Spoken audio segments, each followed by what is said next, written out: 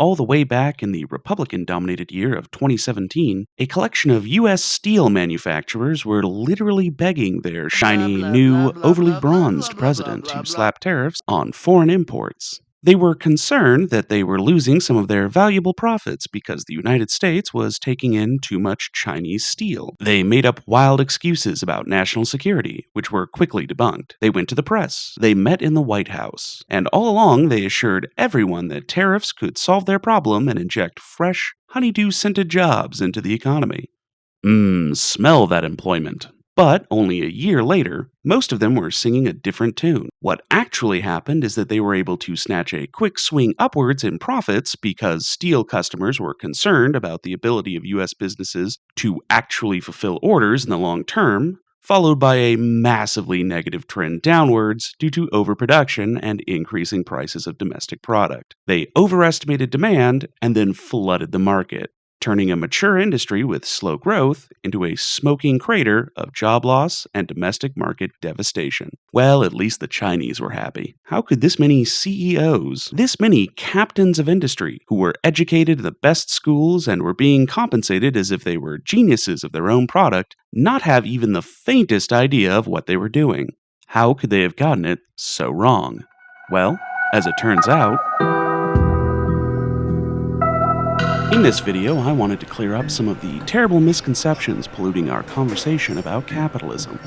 Even this highly controversial economic system's defenders will admit that it's, well, basically evil. But the propaganda that many of us have grown up with has led us to believe that it's a kind of necessary evil. That suffering is bad, but at least it's in the pursuit of the overall happiness that cheap, mass-produced products can give to us. The reality is, as usual, much darker. Capitalism is not only immoral, but it's also worthless at its own stated goals.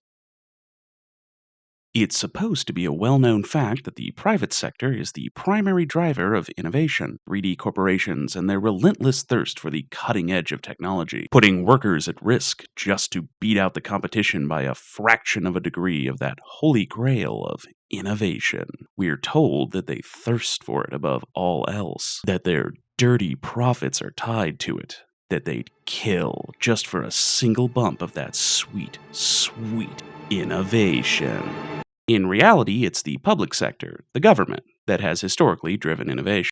Prominent tech innovator and monumental corporate asshole Steve Jobs famously claimed at the original iPhone launch that Apple had itself developed and patented the smartphone multi-touch interface. And we have invented a new technology called multi-touch, which is phenomenal.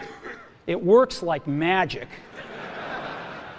You don't need a stylus. You can do multi-finger gestures on it, and boy, have we patented it. But in fact, the highly versatile multi-touch interface was developed by a U of Delaware grad student under an NSF CIA research program before being purchased by Apple in 2005, a good 2 years before the introduction of the first iPhone. And the attractive liquid crystal displays were created by a Pentagon-organized industry consortium working on flat display panels, with the breakthrough technology emerging under development at manufacturer Westinghouse. But the company then shut down the program, leading the project head to appeal to a series of US tech giants to keep the display program alive. IBM, Comcast, Xerox, 3M, and was turned away by all of them until the project was revived under a contract from ARPA in the late 80s. The global positioning system required for Google Maps and staggering from local bar to local bar was developed by the DoD in the 1970s for more accurate deployments of materials and munitions. The lithium-ion batteries essential to our power-hungry devices have a very similar story arising from the NSF and the Department of Energy. And of course, Google itself, is at the center of most of our modern computing lives, was originally google.stanford.edu. It was developed there with funds from American taxpayers and from the state of California, with the long-term research stability of a major research institution and freedom from the need to turn a short-run dollar. enabling long-run research. Because companies are actually corner cutters. Their goals tend to be no further out than the next quarter. They can't possibly justify a years or even decades-long research project, which might never pan out, to their stockholders. It's impossible. So, government picks up the slack and does all of the real work of creating new products, which the private sector is then supposed to distribute through capitalism. We'll get to why they're bad at that too later on in this video. The public sector has unfortunately been decreasing in its share of research and development because of the negative impact of supposedly fiscally responsible types, most of whom are receiving kickbacks from corporations, and there is a real fear that the private sector is too incompetent and short-sighted to fill in the gap. As for why the private sector might have a vested interest in handicapping the government's ability to innovate, I'll let you come to your own conclusions on that. One of the few things that Democrats and Republicans can publicly agree on is that small businesses are vital to our economy. It's too bad then that they are completely wrong. Politicians like to say that small companies create 2 of every 3 jobs in a given year. That's less impressive when you consider that almost all the 6 million companies in the US, 99.9% of them, are small businesses with fewer than 500 workers. What's more, 2 out of 3 masks the fact that most small businesses eliminate more jobs than they create in a given year, either through layoffs, closings, or bankruptcy. Many small companies, outfits like florists, hardware stores, and barber shops, tend to grow with the US population, not faster. So they don't speed the economic recovery the way an exploding new industry might. And the majority of small business owners are in it to be their own boss, not to hire a fleet of employees, which could be why they're so awful at being bosses. Kelly Edmiston, an economist at the Federal Reserve Bank of Kansas City, showed that workers at small businesses are more likely to lose their jobs and less likely to have vacation days, retirement plans, and a range of other benefits, including healthcare. Some 41% of companies employing less than 100 people offered no medical insurance at all. Small businesses are also mostly failures. According to the Bureau of Labor Statistics, among private sector businesses launched in 2013, fewer than half survived into this year. The reason that we keep pushing small businesses on people is because we want them to believe in the lottery system that capitalism has become. We want people to believe that they're the statistical anomaly, and that if they work hard enough, then they can be the next Jeff Bezos or Bill Gates. Because if people keep hoping that they'll be billionaires in the future, then they won't mind that you're picking their pocket in the present. The fastest way to explain worker co-ops is to say that they are democracy in the workplace, which is about the most American thing I've ever heard of. A worker cooperative is a cooperative that is owned and self-managed by its workers. This control may mean a firm where every worker owner participates in decision-making in a democratic fashion, or it may refer to one in which management is elected by every worker owner who each have 1 vote. And these aren't some pie-in-the-sky dream of a put-upon working class. These already exist in America, representing over $500 billion in revenue and employing roughly 2 million people. Here are some examples that you should already be familiar with.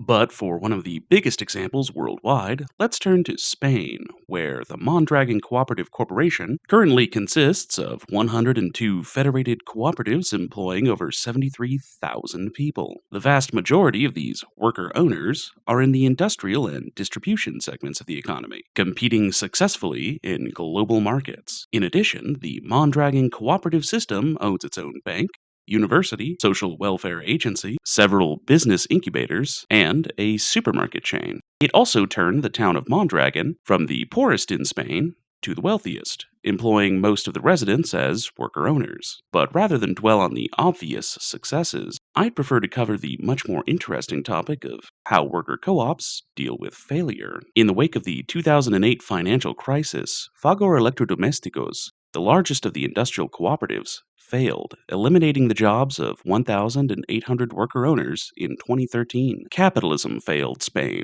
just like it failed the rest of the world, leading to inevitable boom and bust cycles that hurt everyone who isn't already obscenely wealthy. But whereas in America, people were left to starve and die in continued unemployment, while the companies that had exploited them actually increased efficiency after the layoffs by cutting back on workers' salaries and benefits while overworking their remaining employees, Mondragon did something different. Out of the 1,800 lost jobs, only 60 of those people were still unemployed in 2017.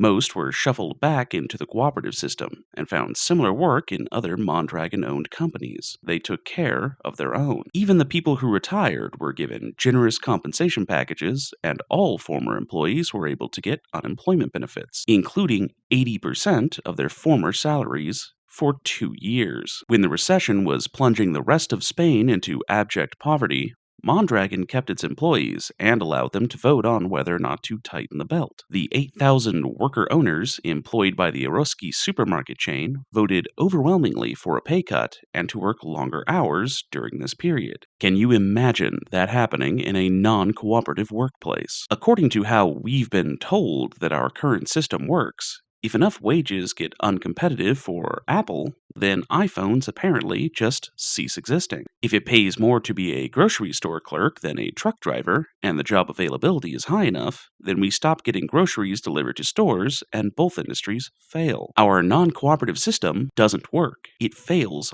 all of the time. Why do you think that massive food deserts exist in America? Because traditional companies view short-term cost-cutting in the same way that they do profit-making, even if it means that they're no longer really providing the services that they claim to be. McDonald's, for example, has thrown away about half of its employees over the last 5 years. While still being a growing company on paper, it's relying on heavy product discounting to keep the last of a dwindling customer base of undiscerning heart attack victims from waking up to the joys of cheap salads and granola bars. Adding fuel to the fire, information from the recent Nomura franchise survey indicates that the continuous discounting is resulting in increased franchisee concern that McDonald's only cares about top-line corporate sales and not about running profitable restaurants. McDonald's is cutting its costs by laying off corporate staff, cutting back on corporate support and training, cutting back on real new product innovation. McDonald's income goes up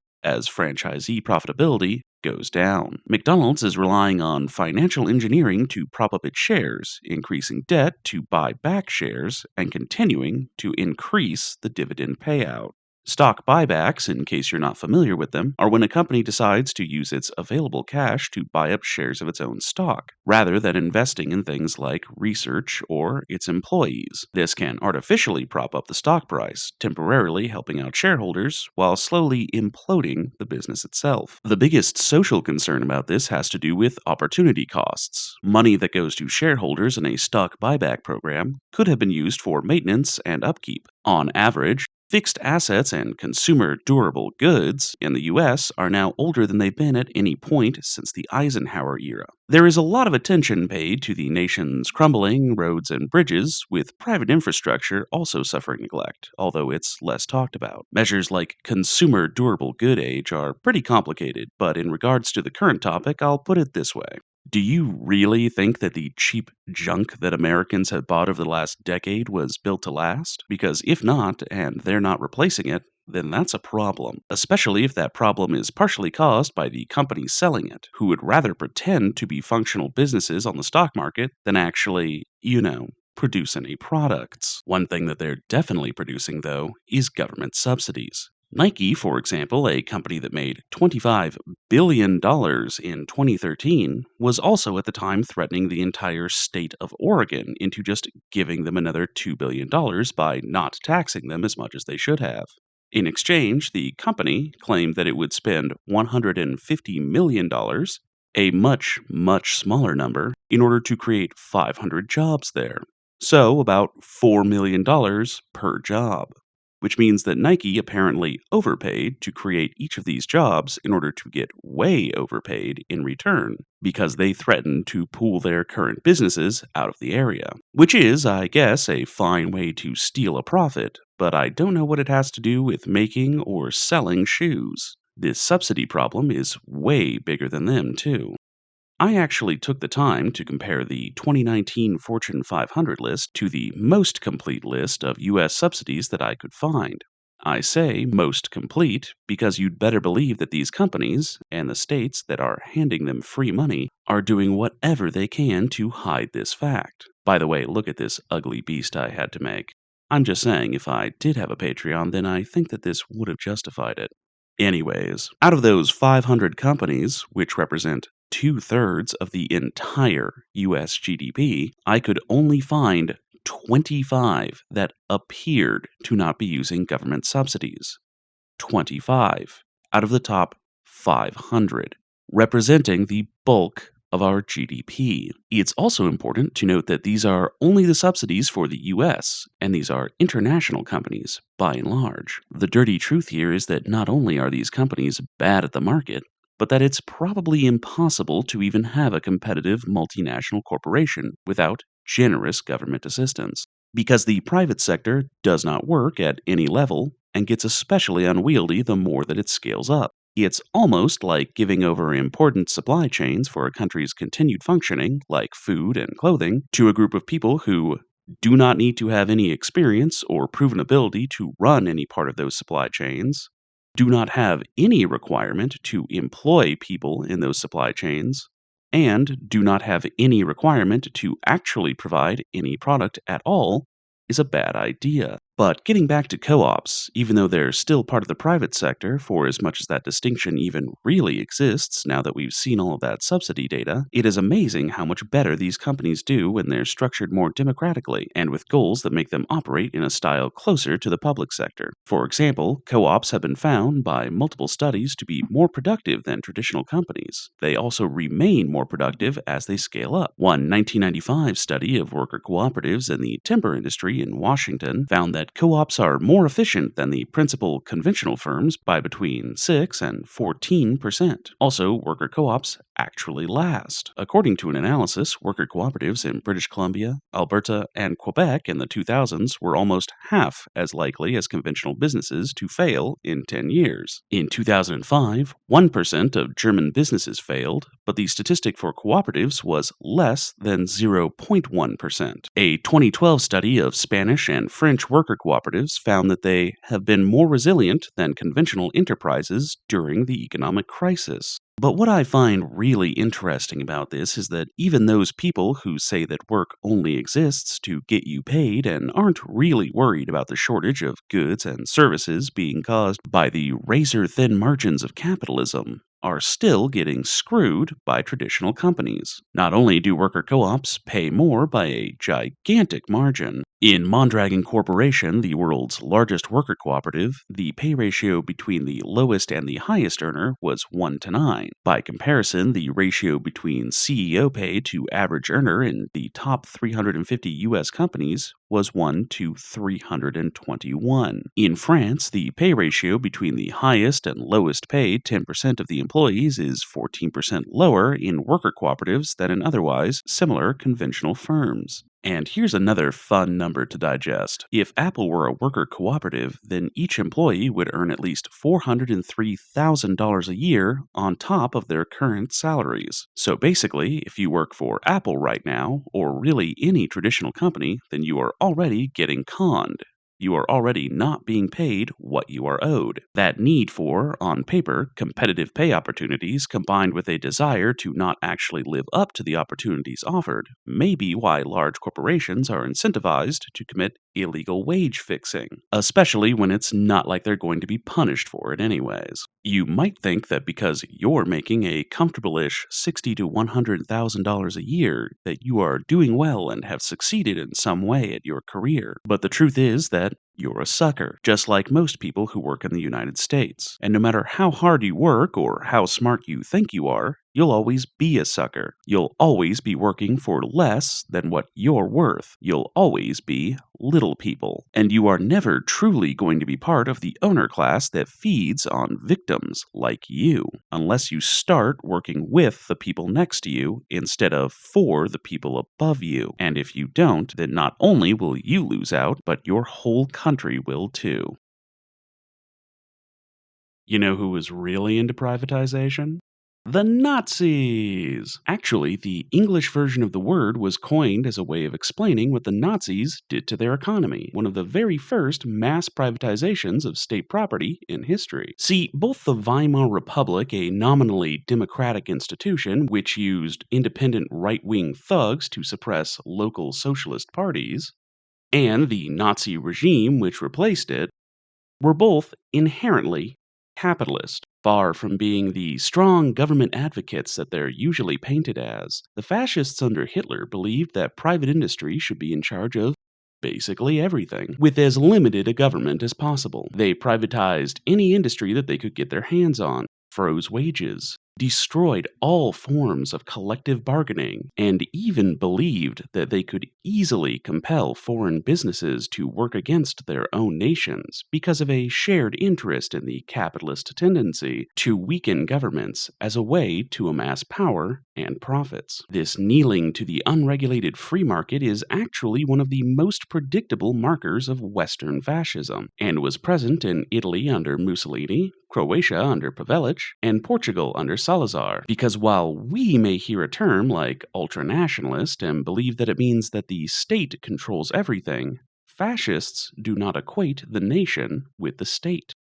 To them, it's not economic, but ethnic or cultural in some way. They believe in the same strongly enforced hierarchies that capitalists do, whether through divisions of race or access to wealth, and are always willing to supply cheap labor from their own underclasses. The concentration camp, the labor camp, could also be said to be a capitalist invention. After all, it has the appearance of ruthless efficiency, but in reality was typically led by incompetent, ideologically driven buffoons who were, you guessed it, bad at business. Oswald Pohl, the SS bureaucrat in charge of economic affairs, had gained control of the camps by 1938 and began a series of grandiose building projects. Most ambitious was the construction of a brick factory, which was intended to produce 150 million bricks a year using cutting-edge equipment and camp labor. The failure of the factory was indicative of the incompetence of the SS and the inconsistency of its vision for the camps. To turn prisoners into effective laborers would have required giving them adequate food and rest, not to mention training and equipment. It would have meant treating them like employees rather than like enemies. But the ideological momentum of the camps made this inconceivable. Labor was seen as a punishment and a weapon,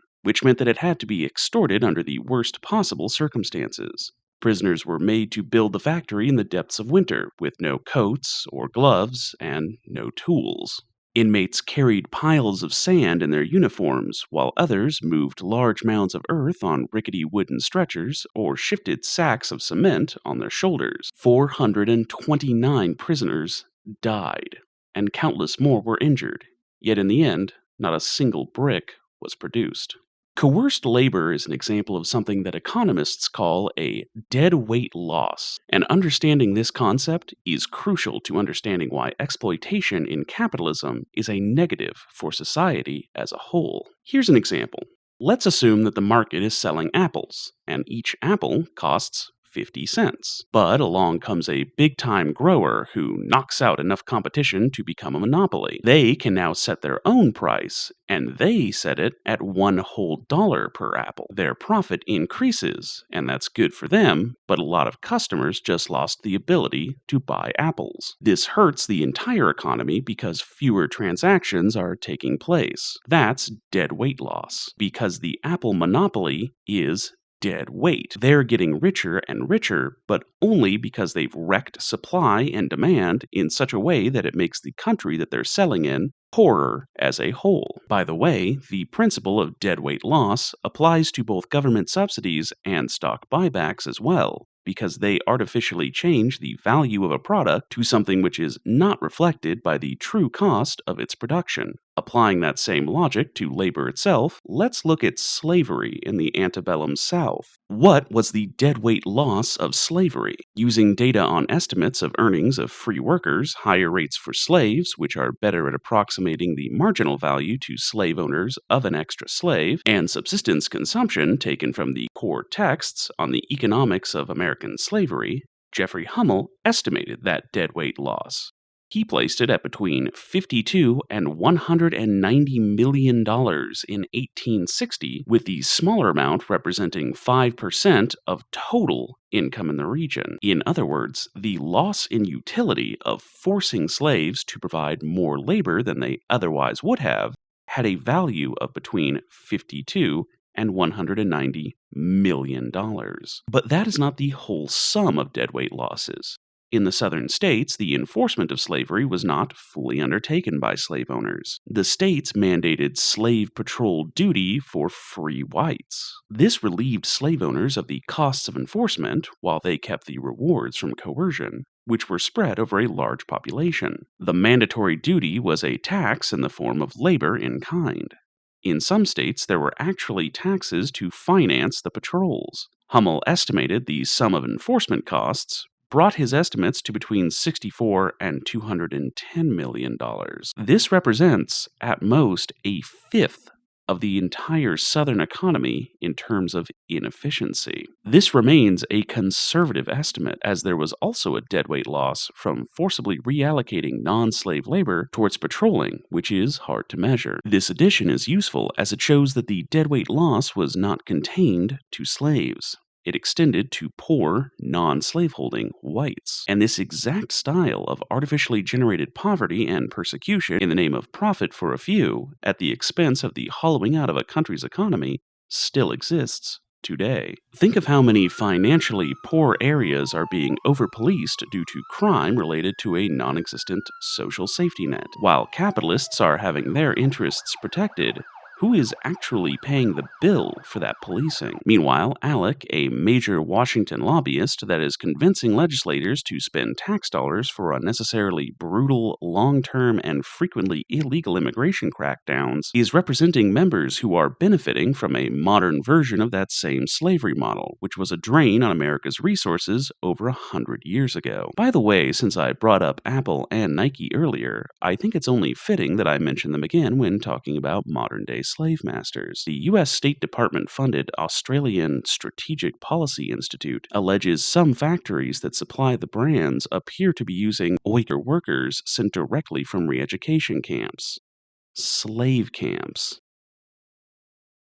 One of the problems that people will raise when discussing whether or not fair trade products, worker co-ops, and other solutions to the irrationality of capitalism can actually work is competitiveness. Can a decent company be competitive? But this is really a cart leading the horse situation. The major multinationals that make up 2/3 of the US GDP aren't actually competitive in any meaningful way. One of the numbers that I keep staring at in shock and disbelief is Forbes' own accounting that their top 500 list makes $13 trillion in revenue. That's just income, basically. But only $1.1 trillion in profit.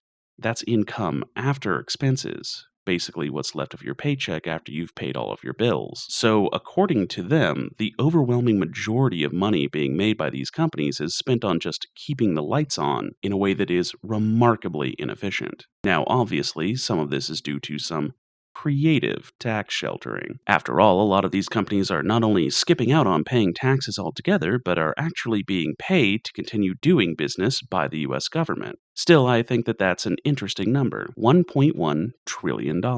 And in 2019, stock buybacks were over $700 billion. Half of that, meanwhile, is from debt. So, rather than being champions of industry, staying one step ahead in a brutal free market, these companies are actually, on paper, losing most of their money to basic upkeep and then borrowing money in order to increase their stock price so that they can appear healthy rather than looking like they're constantly on the verge of total failure. And that's after they've operated with such razor-thin margins that their supply chains have been nearly gutted. A supply chain is a network between a company and its suppliers to produce and distribute a specific product to the final buyer. The supply chain also represents the steps it takes to get the product or service from its original state to the customer. And in crisis after crisis, we've seen the ability of these supply chains to operate completely fall apart on a massive scale. For example, during the coronavirus, Just-in-time supply chains mean there is very little slack in the system. Retailers generally hold between 1 to 3 weeks' worth of non-perishable items, such as pasta and rice, in stores and depots with much lower quantities of fresh produce kept in storage. Suppliers generally deliver on a daily basis because there's so little stock in the system. But if shipments are delayed because of restricted access to ports, or suppliers are held up at border crossings, daily deliveries may not be possible. But even without a crisis, capitalism is always failing. I mentioned food deserts before, but let's go back once again to those consumer durable goods numbers. On average, fixed assets in consumer durable goods in the US are now older than they've been at any point since the Eisenhower era. You don't have enough money to buy anything, and the companies that we rely on don't have the ability to sell it to you. What's the point of allowing all of these slave owners to own all of these slaves if you don't even have a new car? What's the point in having a system in which demand and supply have both stagnated to the point that essential goods and services can no longer be delivered? And why do we consider it uncompetitive to actually try to deliver those products rather than creating another fake company that mostly only exists on paper and in the stock market? Well, if you dig into where all of that revenue is actually going, I can say that at least one group of people is getting incredibly rich off of all of this. Let's talk about what CEOs actually do. According to a study by 2 Harvard professors, which tracked how 27 CEOs of companies with an average annual revenue of $13.1 billion spent their days, 25% of their work is spent on people and relationships, 25% on functional and business unit reviews, 16% on organization and culture, and 21% on strategy. Only 3% of their work is spent on professional development, and only 1% on crisis management. Meanwhile, 4% of their work is on mergers and acquisitions, while another 4% is spent on operating plans. 72% of their work time is spent in meetings, compared to 28% alone time. 32% of the CEO's meetings lasted an hour, 38% were longer than that, and 30% were shorter. In their debriefs, CEOs confessed that 1-hour meetings could often be cut to 30 or even 15 minutes. What I've just described is a mascot, not a leader. These are not skilled employees. In fact, they're hired mostly for their looks. Our experiments, studying the facial traits of CEOs using nearly 2,000 subjects, link facial characteristics to both CEO compensation and performance. In one experiment, we use pairs of photographs and find that subjects rate CEO faces as appearing more competent than non-CEO faces. Another experiment matches CEOs from large firms against CEOs from smaller firms and finds large firm CEOs look more competent. In a third experiment, subjects numerically score the facial traits of CEOs. We find competent looks are priced into CEO compensation, more so than attractiveness. Our evidence suggests this premium has a behavioral origin. First, we find no evidence that the premium is associated with superior performance. Second, we separately analyze inside and outside CEO hires and find that the competence compensation premium is driven by outside hires, the situation where first impressions are likely to be more important. This might be why experienced CEOs do worse in running companies than those without the experience, according to the MIT Sloan Management Review. Researchers from the IE Business School in Spain and the NEO MA Business School in France studied data of 501 CEOs of S&P 500 companies. The researchers found that companies performed worse when their CEO had held a chief executive position at another business immediately prior to being hired. How much worse? Companies' average return on assets, a measure of how effectively a publicly listed business operates, was 48% lower than the average return on assets for enterprises where the CEOs were either new to the type of position or had taken some time to do something else since their previous CEO job. One downside of having previous experience at the helm, according to the study, the executives who had just come off another CEO job carried over too much from the previous company, relying on their experience instead of focusing on the individual conditions at the new company. They essentially tried to apply lessons learned under other conditions and a different corporate culture to the new company where those circumstances might not apply. Despite this, the proportion of outside hires has doubled and their pay premium almost quadrupled over the last 30 years. And the reality that CEO juice is nothing more than a fantasy perpetuated by an overpaid and alarmingly unqualified executive class has been known for decades, going all the way back to Lieberson and O'Connor's Leadership and Organizational Performance Study from 1972. Working with a database of 167 companies, they teased out the effects that various factors had on corporate profitability, from the competitive state of the industry to the size and structure of an individual company to the CEO's managerial decisions. Industry effects, such as the amount of available capital and the stability of the market, accounted for almost 30% of the variance in corporate profits. Company effects, such as the firm's historical place in the corporate pecking order, explained about 23%. CEO effects explained just 14.5%. And even this impact should be viewed skeptically. It unavoidably bundles CEO actions that were genuinely smart and skillful with those that were merely lucky. Other scholars have attempted to replicate and extend Lieberson and O'Connor's findings, and many have likewise concluded that external forces influence corporate performance far more than CEOs do. Indeed, more recent studies have tended to find a smaller CEO effect than Lieberson and O'Connor did, ranging from 4.5% to 12.8% of profit variance. This is probably why, according to an analysis of Glassdoor reviews, one of the most popular CEOs in America is Lindsay Snyder of In-N-Out, because she doesn't actually do anything that makes her a great leader.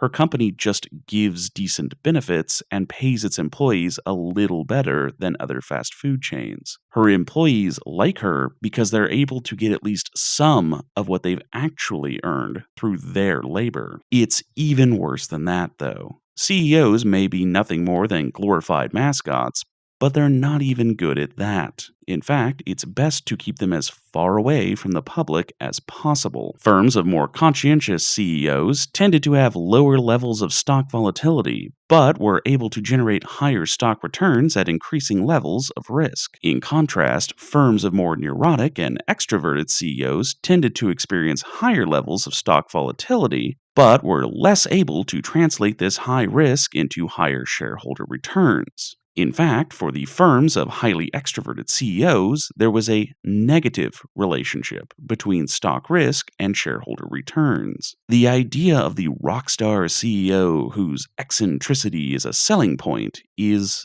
ludicrous. Just look at what happens to Tesla's stock price every time Elon Musk smokes weed with Joe Rogan or calls someone a pedophile. Speaking of Elon, how much does he actually make in a year? Is it $2 billion as reported by the New York Times, or is it literally $0 as reported by his own company? Confused? Well, let's get into how CEOs are actually compensated. You may have seen some of the pretty scary numbers floating around about how overcompensated CEOs are compared to their employees, but I promise you that it is so much worse than that. CEOs are paid mostly through expensive stock option expenses rather than just their regular paychecks. And while it's difficult to find any broad numbers on this because of how intentionally obscured the problem is for legal and tax purposes, the numbers that are available are staggering. Had AOL Time Warner in 2001, for example, reported employee stock option expenses as recommended by SFAS 123,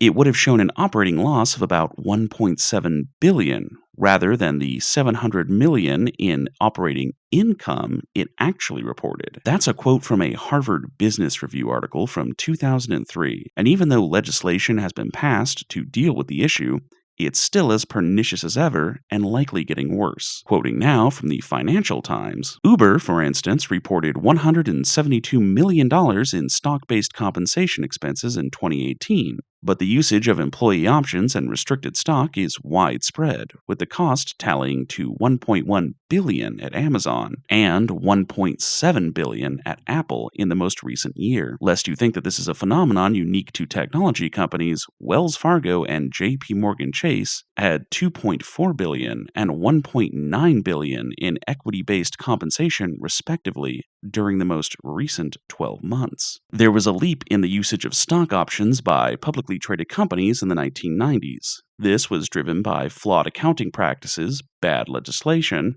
and the public listings of young, money-losing firms. In particular, accounting rules allowed companies to give options to employees and to show no cost at the time of the grant. Not surprisingly, companies treated options as free currency and gave away large slices of ownership to employees. It is ironic that just as accountants have come to their senses and started treating stock-based compensation as operating expenses, that companies and analysts have nullified the impact by adding these expenses back to get to adjusted earnings. It is also telling that as the accounting treatment of stock options has become more rational, companies have not reduced stock-based compensation, but have shifted to restricted stock as their preferred mode. Companies are using restricted stock, which have different tax reporting rules, and hiding their compensation packages in their adjusted earnings. One adjustment that is consistently made to get to adjusted earnings is the adding back of stock-based employee compensation, with the rationale that it is either a non-recurring operating expense, or more frequently that it is a non-cash expense. Now, obviously, these numbers include all employees, but CEO compensation specifically has long been an issue.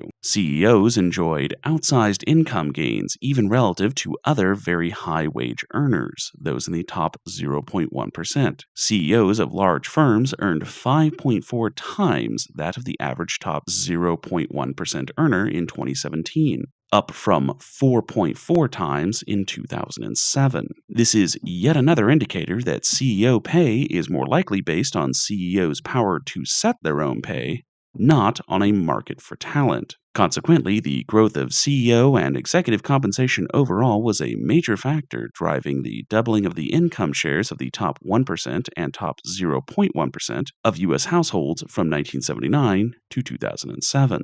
Meanwhile, a whopping 84% of all stocks owned by Americans belong to the wealthiest 10% of households. More importantly, let's look at those AOL Time Warner numbers in comparison to profit.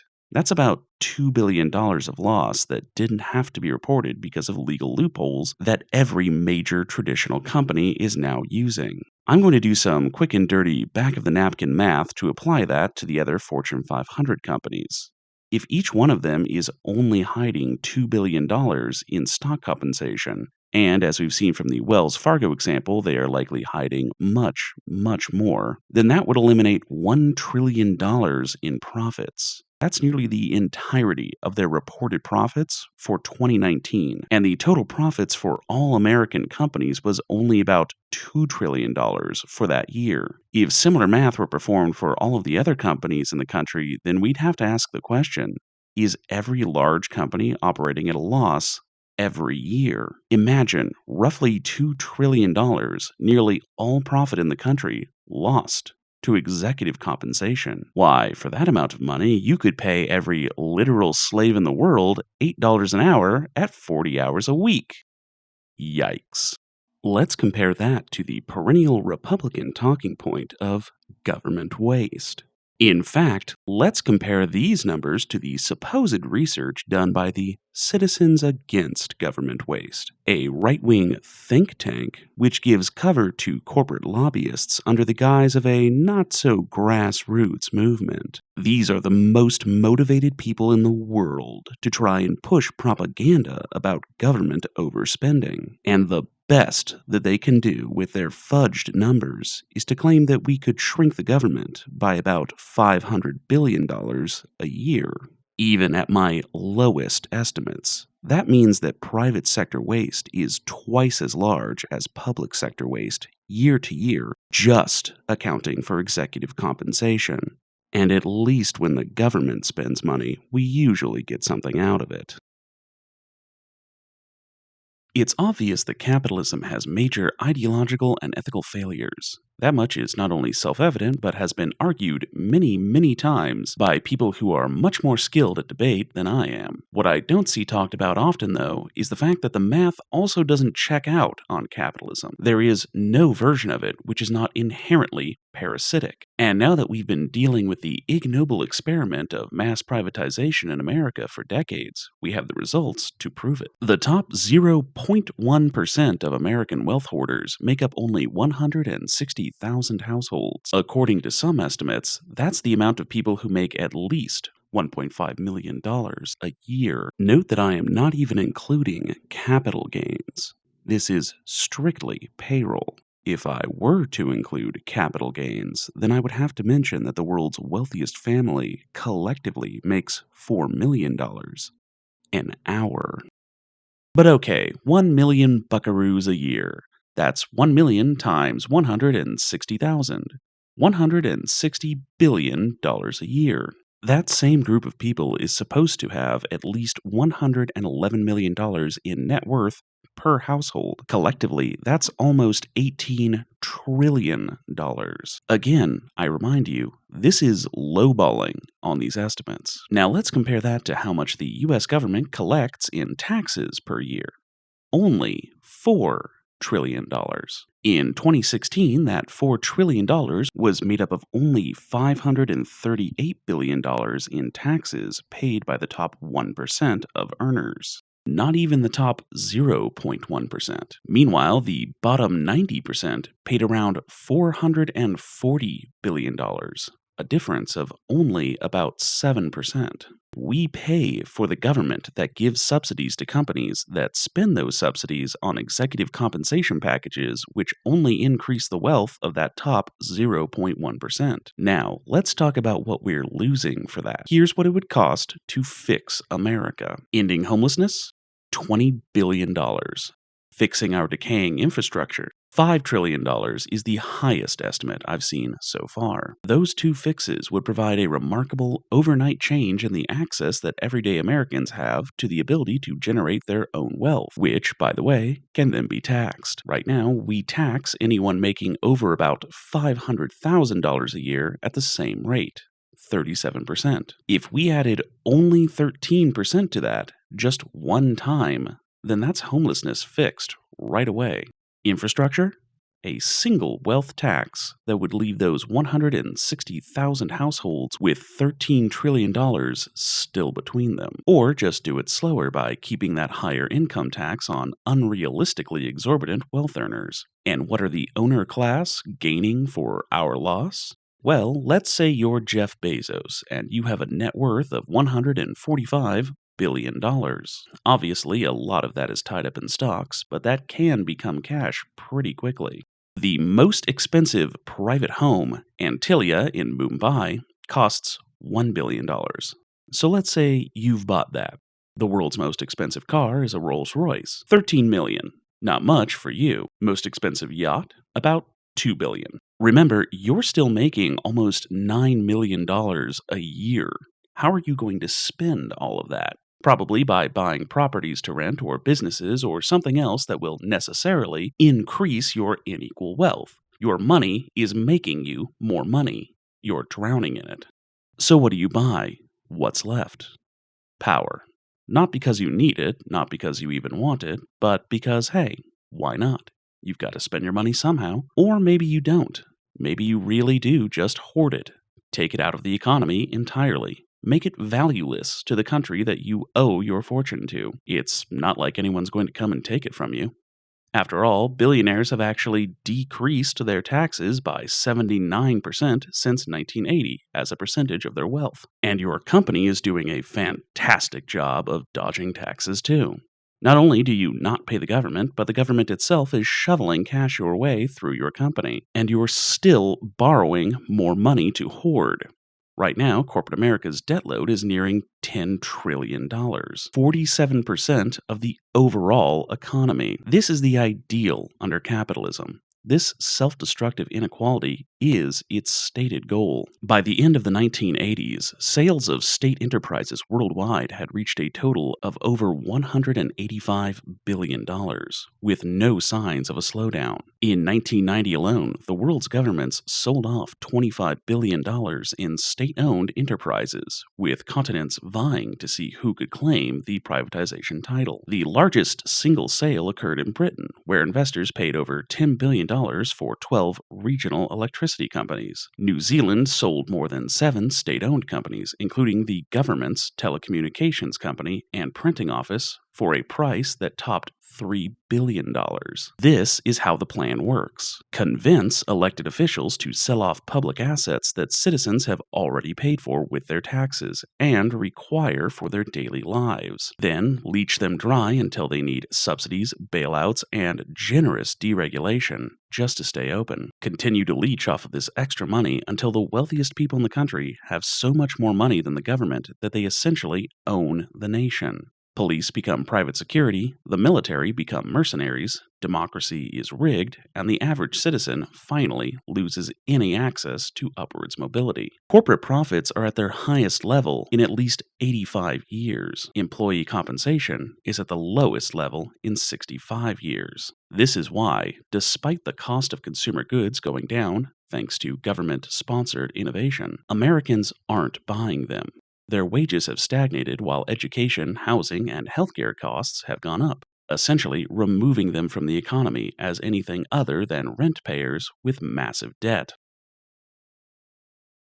Capitalists will often argue that their opponents are being unrealistic in daring to even question them. I find that ironic, considering that collective delusion is the sole sustaining force of capitalism. As it drains a country's resources into recession or even total collapse, it does so unnoticed because of a remarkable ability to market itself. It becomes intrinsic to the heart of a nation in a way that is unjustified by its own accomplishments. And people begin to actually believe that it's capital and not labor which builds their homes, their products, and their lives. Look, I don't have a degree in economics. I'm not a professor or a stockbroker or a CEO. I don't deal with any of this stuff on a daily basis, other than as a consumer. But I want you to look at my sources. This information isn't coming from Jacobin Mag or Socialist Weekly or some anarcho-primitivist Facebook page. These are experts, probably most of whom lean conservative, but whose data tells a distinctly anti-capitalist story. Some of these are foundational studies that are often referenced. Some of these are educated professionals ringing alarm bells and not being heard. Collectively, they represent a cultural blind spot that most of us have, that even most of them probably have. Despite what we believe, capitalism is not American. It belongs to no nation. It is antithetical to the inherent purposes of any state except for those which have already descended into fascism or dictatorship. And according to the research, capitalists are bad at business too.